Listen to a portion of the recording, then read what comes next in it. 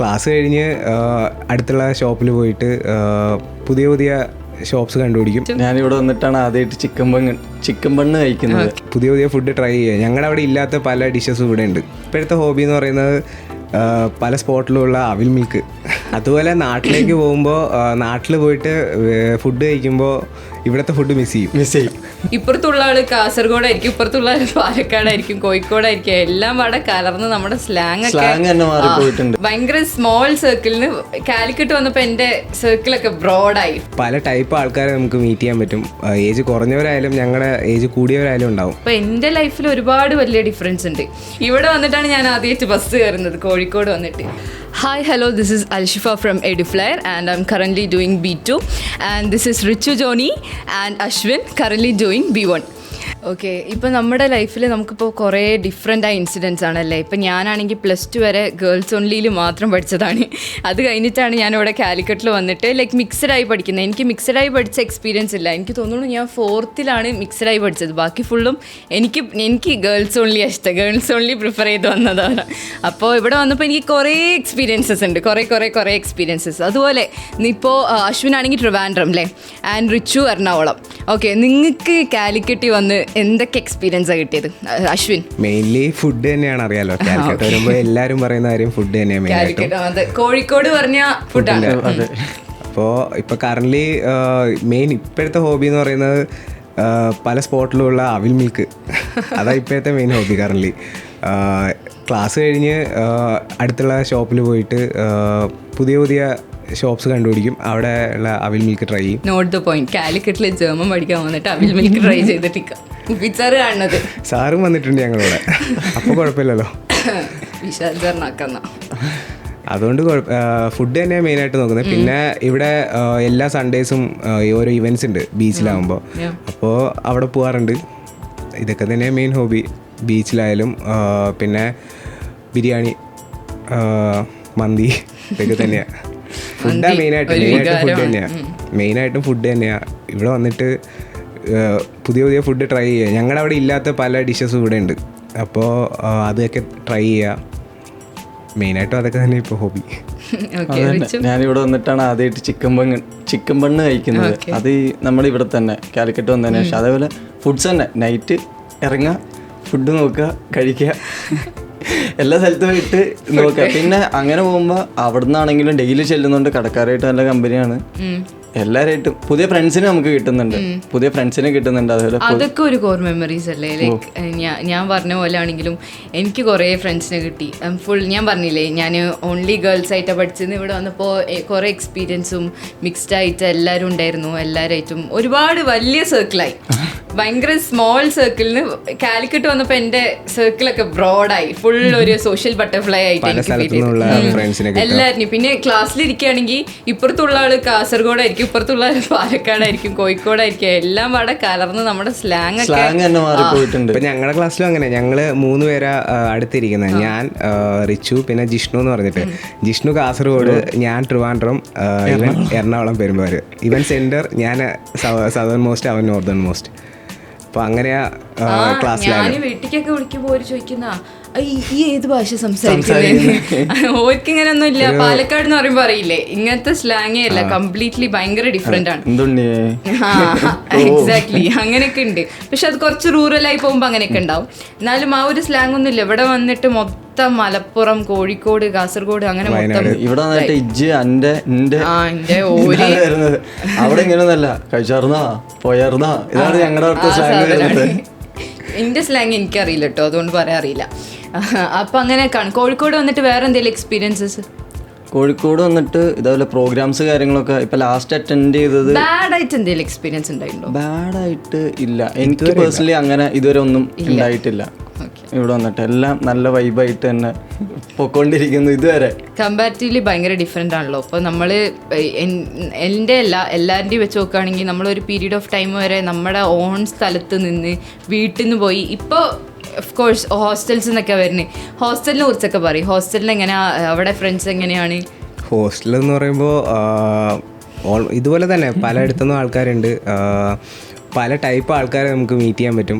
Age കുറഞ്ഞവരായാലും ഞങ്ങളുടെ age കൂടിയവരായാലും ഉണ്ടാവും. അപ്പോൾ പല സ്ഥലത്തു നിന്ന് വരുന്ന പല സ്വഭാവമുള്ള പല ആൾക്കാരെ നമുക്ക് മീറ്റ് ചെയ്യാൻ പറ്റും. അതൊക്കെ തന്നെയാണ്. പിന്നെ ഇതൊക്കെ ഓരോ മെമ്മറീസ് അല്ലേ ഞങ്ങൾക്ക്. ഓൾമോസ്റ്റ് ഇപ്പോൾ ഞാനായാലും റിച്ചു ആയാലും ഞങ്ങൾക്ക് മാറി നിന്നിട്ടുണ്ട്. ഞങ്ങളുടെ നാട്ടിൽ നിന്ന് മാറി നിന്നിട്ടുള്ളതുകൊണ്ടും വർക്ക് ചെയ്തപ്പോഴും മാറി നിന്നിട്ടുള്ളതുകൊണ്ടും ഞങ്ങൾക്ക് ആ ഒരു പ്രശ്നം വരുന്നില്ല. വേറൊരു ഡിസ്ട്രിക്റ്റിൽ നിന്ന് ഒരാളെ മീറ്റ് ചെയ്യുമ്പോൾ ഉള്ളൊരു സ്റ്റാർട്ടിങ്ങിൽ വേറൊരു സ്ഥലത്തു നിന്ന് വരുന്ന ഇതുവരെ പരിചയപ്പെടാത്തൊരു ജില്ലയിൽ നിന്ന് ആൾ വരുമ്പോൾ ഉള്ളൊരു ഹെസിറ്റേഷനോ അങ്ങനെയൊന്നുമില്ല. ഓക്കെയാണ് എല്ലാവരും. അതൊക്കെ തന്നെയാണ്.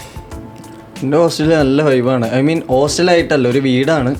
വീട്ടിൽ ഞങ്ങൾ ഒരു മൊത്തം 30 പേര്. അപ്പോൾ വാർഡനൊക്കെ അത് അവര് തന്നെ, അവർ അതെ അതെ അവരവിടെ ഉണ്ടാവും. ഫുഡ് കാര്യങ്ങളൊക്കെ അവിടെ നിന്ന് തന്നെയാണ് കുക്ക് ചെയ്യുന്നത്. ഞാൻ ഇതിനു മുമ്പ് ഹോസ്റ്റലിൽ നിന്നിട്ട് ഫുഡൊന്നും എനിക്കിതുവരെ റെഡി ആയിട്ടുണ്ടായിരുന്നില്ല. ഇത്ര വർക്ക് ചെയ്തുകൊണ്ടിരുന്ന സമയത്താണെങ്കിലും പഠിച്ച സമയത്താണെന്നുണ്ട്. പക്ഷെ ഇവിടെ വന്നിട്ട് ആ കാര്യത്തിൽ ഞാൻ നേരത്തെ പറഞ്ഞില്ലേ, ഫുഡ് എന്തായാലും ഒരു രക്ഷയില്ല. ഫുഡ് അടിപൊളിയാണ്. ഇനിയിപ്പോ എത്ര ഫുഡ് അടിപൊളിയാണെങ്കിലും നമ്മൾ പുറത്തു പോയി ഇങ്ങനെ ഓരോ സ്പോട്ടിൽ നിന്ന് അതാണ് മെയിൻ ഫാക്ടർ കോഴിക്കോട്. അതുപോലെ നാട്ടിലേക്ക് പോകുമ്പോൾ നാട്ടിൽ പോയിട്ട് ഫുഡ് കഴിക്കുമ്പോൾ ഇവിടുത്തെ ഫുഡ് മിസ് ചെയ്യും. ഈ ലീവിന് നാട്ടിൽ പോകുമ്പോൾ അല്ലേ ഞങ്ങൾ അവിടുത്തെ ഫുഡ് കഴിക്കുമ്പോൾ ഇവിടുത്തെ പോലെ ആ ഒരു ഇത് കിട്ടില്ല ചില ടൈമിൽ. മെയിനായിട്ട് അവിൽ മിൽക്കും ചിക്കൻ ബണ്ണും മിസ് ചെയ്യുന്നത്. സ്ഥിരം സ്പോട്ടാ അവിൽ മിൽക്കും ചിക്കൻ ബണ്ണും. എൻ്റെ സ്ഥിരം സ്പോട്ടാ ഇപ്പോൾ കറന്റ്. എനിക്ക് ചിക്കൻ ബണ്ണാണ് മെയിനായിട്ട്. നമ്മുടെ ഇവിടുത്തെ ബേബി ഹോസ്പിറ്റലില്ല, അതിൻ്റെ ഓപ്പോസിറ്റ്, അവിടെ നിന്നാണ് വൈകുന്നേരത്തെ ചായ. അൽഷിഫയ്ക്ക് ഇവിടെ വന്നിട്ട് എന്താണ് മെയിനായിട്ട് ഇതേപോലെ എക്സ്പ്ലോറിങ്ങും കാര്യങ്ങളൊക്കെ ഉണ്ടോ?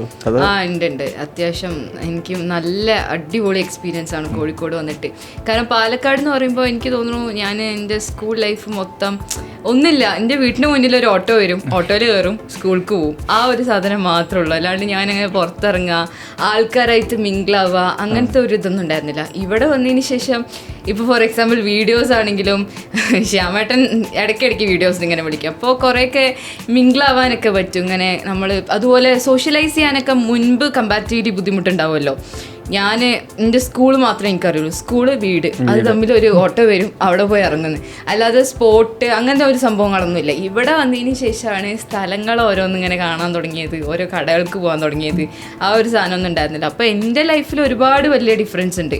അതിപ്പോൾ എൻ്റെ വീട്ടിലാണെങ്കിൽ എല്ലാവരും പറയും എനിക്കിപ്പോൾ ഒറ്റയ്ക്ക് പോയി വരാനും എനിക്കതൊന്നും അറിയില്ലായിരുന്നു. ഞാൻ ബസ് പോലും കയറിയിട്ടില്ല.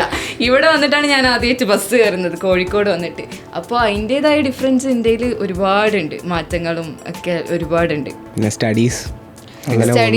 സ്റ്റഡീസ് നല്ലപോലെ പോകുന്നുണ്ട്. B2 ആണ്. അപ്പോൾ B2-ൻ്റെതായ മാറ്റങ്ങൾ ഉണ്ടാവും. ഓഫ്കോഴ്സ് ഇപ്പം നിങ്ങൾക്ക് A2 കഴിഞ്ഞിട്ട് B1ക്ക് പോകുമ്പോൾ നല്ലൊരു ഡിഫറൻസ് തോന്നില്ലേ? വല്ലാണ്ട് ഡിഫറൻസ് ഉണ്ട്. കാരണം A1 A2 എന്ന് പറയുമ്പോൾ പ്യുവർലി ബേസിക് ആണ്. B1-ലാണ് എനിക്ക് തോന്നുന്നു കുറച്ചും കൂടെ ഗ്രാമേഴ്സ് ഒക്കെ വരുന്നത്. അല്ലെങ്കിൽ B1-ൽ കംപ്ലീറ്റ്ലി നമ്മൾ അപ്ലൈ ചെയ്യുന്ന വിധമാണ്.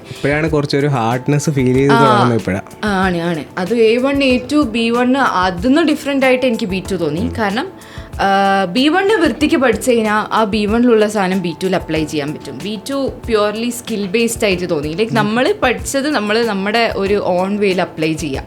അപ്പോൾ അങ്ങനെയാണ് എനിക്ക് B2 ഫീൽ ചെയ്തത്. കുഴപ്പമില്ല, പഠിച്ചെന്തായാലും കിട്ടും. ഇപ്പോൾ ഇതാ സ്ലോട്ട്സൊക്കെ എല്ലാവരും ബുക്ക് ചെയ്യാൻ തുടങ്ങി. പൂനെ, ചണ്ഡീഗഡ് അങ്ങനെ ഓരോരുത്തരും ഓരോ സ്ലോട്ട്സൊക്കെ ഇങ്ങനെ ബുക്ക് ചെയ്ത് നിൽക്കുകയാണ്. അറിയാം ഇനി 4 modules ഒക്കെ കൊടുക്കുന്നുണ്ട്, എന്താവും അറിയാം. എൻ്റെ റൂമിലുള്ള തിരുവനന്തപുരം പോയേക്കാണ് എക്സാമിൻ്റെ കാര്യത്തിന് വേണ്ടിയിട്ട്. B2 കഴിഞ്ഞതാ? B2 ക്ലാസ്സസ് ഒക്കെ ഇപ്പോൾ വന്നുള്ളൂ. ഏപ്രിലിൽ വന്നു. ഇപ്പോൾ ലൈക്ക് ഇത്ര മാസം ഞാനിവിടെ ഓൾമോസ്റ്റ് 8 months ആവാനായി. നവംബർ ആയി കഴിഞ്ഞാൽ 8 months ഇത്ര ഫാസ്റ്റായി പോകുന്നറിയില്ല. ഞാനിപ്പോൾ വന്ന് എല്ലാവരെയും പരിചയപ്പെട്ട് മെല്ലെ ഓരോരുത്തരായി ഇതായി വരുന്നുള്ളൂ. അപ്പോഴത്തേനും 8 months പോയി. അത്ര സ്പീഡായിരുന്നു. ആൻഡ് ഒബ്വിയസ്ലി മിസ് ചെയ്യും. അത് കഴിഞ്ഞിട്ട് ക്ലാസ്സസ് ഓക്കെ, സ്റ്റഡീസ് ഓക്കെ, അതിന് പുറമെ എഡ്യൂഫ്ലെയർ അല്ലെങ്കിൽ കോഴിക്കോടായിട്ടുള്ള ആ ഒരു അതെന്തായാലും ഞാൻ മിസ് ചെയ്യും. അത് അതിൻ്റെയൊക്കെ ഒരു ഇതുണ്ട്. ഇത് കഴിഞ്ഞിട്ട് പഠിപ്പിക്കാൻ കയറി അങ്ങനെ എന്തെങ്കിലും ഉണ്ട്. പിന്നെ നമ്മുടെ അവിടെ ഒരു ഓപ്പർച്യൂണിറ്റി ഉണ്ടല്ലോ, അസിസ്റ്റന്റ് ഫാക്കൽറ്റി ആയി കയറാൻ പറ്റുന്നുള്ളത്. അപ്പോൾ അതെന്തായാലും ട്രൈ ചെയ്യും. അത് നമുക്ക് അതുവരെ പോകാനുള്ള ഒരു പ്രാക്ടീസായി. എനിക്ക് തോന്നുന്നു നമ്മൾ പ്രോസസ്സിംഗ് ഒക്കെ കഴിഞ്ഞ് പോകുന്ന വരെ ആ ഒരു ഗ്യാപ്പ് കംപ്ലീറ്റ്ലി ടച്ച് വിട്ട് നിൽക്കുക. വീട്ടിലാണെങ്കിൽ നമ്മൾ എന്തായാലും ബുക്കായിട്ട് ടച്ച് ഉണ്ടാവില്ല. വീട്ടിലാണെങ്കിൽ നമ്മൾ നമ്മുടേതായ നമ്മള് മലയാളം ആയിരിക്കും എപ്പോഴും സംസാരിച്ചുകൊണ്ടിരിക്കുന്നത് ആയിരിക്കും. പിന്നെ ഇപ്പോൾ അസിസ്റ്റൻറ്റ് ഫാക്കൽറ്റി ആയി കയറുകയാണെങ്കിൽ എന്തായാലും ഒരു A1 A2 B1 ആ ഒരു ലെവലിലൊക്കെ പഠിപ്പിക്കുമ്പോൾ തന്നെ നമുക്ക് ആ ഒരു ടച്ച് വിടാതെ നിൽക്കും.